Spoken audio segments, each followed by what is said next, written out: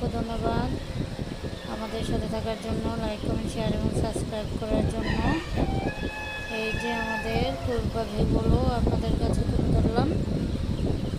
এই খাঁচাটা কিন্তু কিছুদিন আগে আমরা নতুন বানাইছি বলতে অ্যাঙ্গেলগুলা ওইখানতে ফিটিং করে আনছি, মানে বডিটা বানায় আনছি।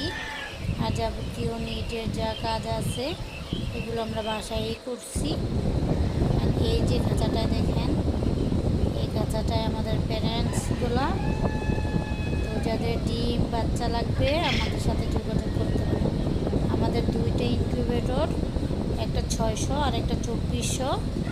আমরা অরিজিনাল মিশরীয় ফাউমির পাশাপাশি জাপানি কোয়েলের বাচ্চা উৎপাদন করে থাকি। ডিম ও বাচ্চার জন্য অবশ্যই যোগাযোগ করবেন।